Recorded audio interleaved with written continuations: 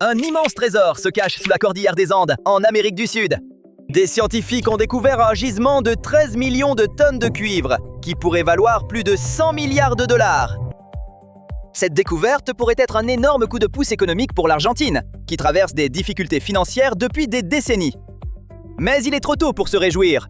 L'extraction sera un défi colossal, et même s'ils y arrivent, le prix à payer pourrait être très lourd.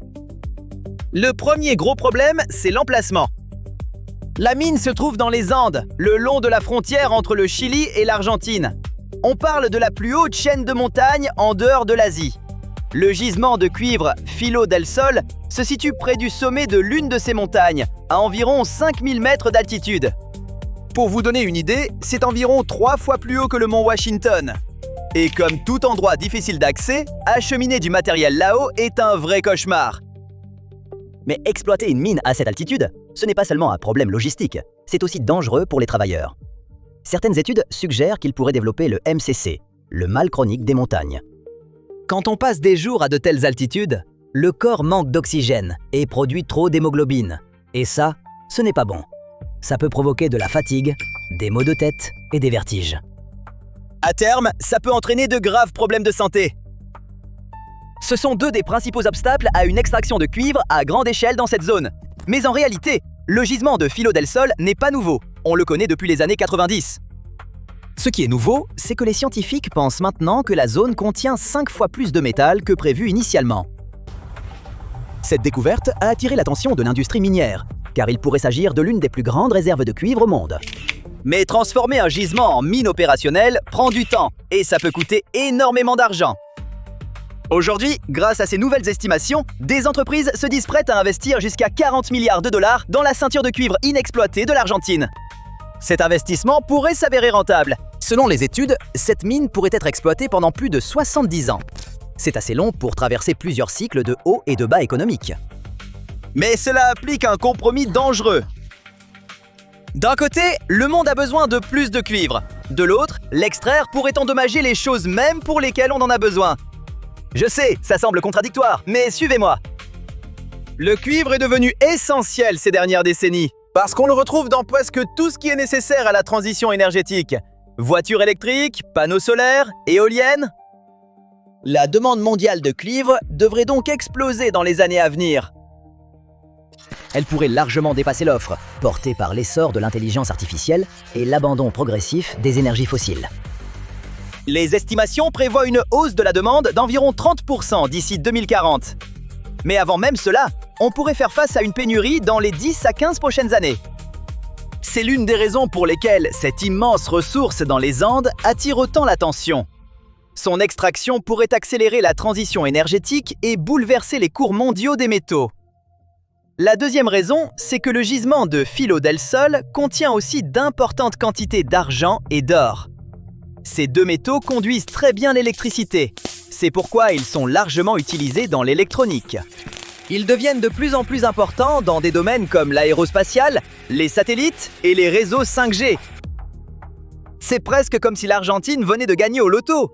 Trouver une ressource de cette ampleur pourrait rapporter des milliards de dollars, créer des milliers d'emplois et attirer les investissements étrangers. Le pays pourrait devenir un acteur majeur de l'industrie du cuivre. Il serait plus riche et plus puissant, mais ça pourrait avoir un coût énorme. Des millions de personnes pourraient manquer d'eau potable. Ce qu'il faut savoir sur les hautes montagnes, c'est qu'elles stockent l'eau sous forme de glace et de neige. C'est crucial, car elles alimentent en eau potable des populations du monde entier. Les montagnes ne couvrent qu'environ 25% des terres émergées, mais elles fournissent près de 60% de toute l'eau douce. En Argentine, c'est pareil. Les Andes stockent l'eau dans la neige et les glaciers, et cette eau s'écoule ensuite dans les rivières et les cours d'eau. Dans la ville de Mendoza, par exemple, l'eau des montagnes alimente les foyers et permet d'irriguer les cultures. Donc, avoir des opérations minières près de ces glaciers est une vraie source d'inquiétude. L'exploitation minière demande énormément d'eau. Pour vous donner un exemple, l'un des plus grands sites miniers du pays, la Alumbrera, utilise environ 25 milliards de litres d'eau par an. Ça représente environ 34% de toute l'eau consommée par les habitants de la région sur la même période. Certains experts alertent. L'exploitation minière à grande échelle pourrait modifier le débit des rivières andines, ce qui signifierait que des millions de personnes pourraient manquer d'eau. Parce que, voyez-vous, ce n'est pas seulement Mendoza qui serait touché. L'Argentine compte plus de 16 000 glaciers. Ils alimentent en eau 36 bassins fluviaux, répartis dans 12 provinces, où vivent environ 7 millions de personnes. Ça a déclenché un conflit majeur dans le pays. L'Argentine avait en fait des lois pour protéger les glaciers, et donc aussi l'eau potable. C'était d'ailleurs le premier pays au monde à adopter ce type de réglementation. En gros, la loi stipulait que les activités commerciales ne devaient en aucun cas endommager les glaciers et les réserves d'eau. Point final. Mais ces règles ont été assouplies très récemment. Désormais, c'est aux autorités de chaque province de décider si les glaciers de leur région sont considérés comme stratégiquement importants. En gros, elles doivent décider si l'eau est essentielle pour la population, l'agriculture ou la recherche.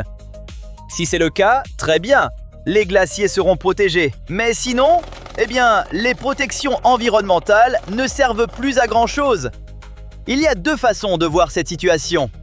Les partisans disent que ça pourrait créer des emplois, générer des revenus et renforcer son influence. Ça pourrait dynamiser les économies locales et régionales, et même faire de l'Argentine une grande puissance économique. Les autorités soulignent que l'Argentine n'exporte quasiment pas de cuivre, alors que le Chili, qui partage la même cordillère, en exporte pour environ 20 milliards de dollars par an. Mais ce n'est pas qu'une question d'argent. Assouplir ces règles pourrait aussi faciliter la transition énergétique du pays. L'Argentine doit trouver et extraire ses minerais, si elle veut s'affranchir des énergies fossiles. Comme je l'ai dit, ils sont indispensables à la fabrication des panneaux solaires, des batteries et des éoliennes. Ils sont la base d'un avenir plus vert.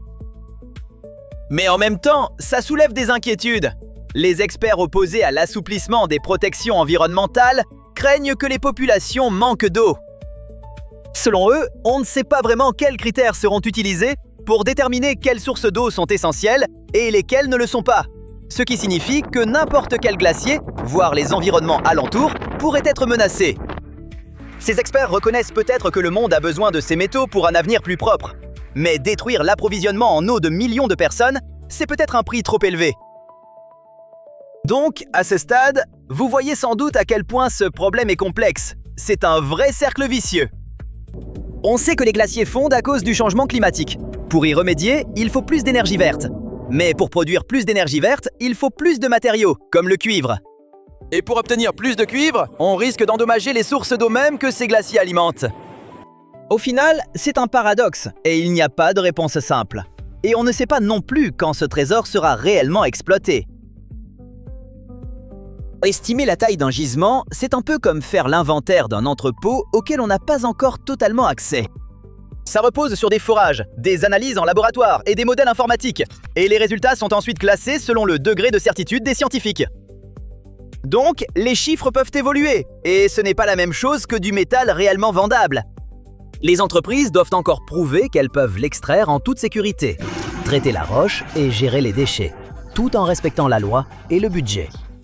Et vu tout ce dont on a parlé, rien de tout ça ne sera facile.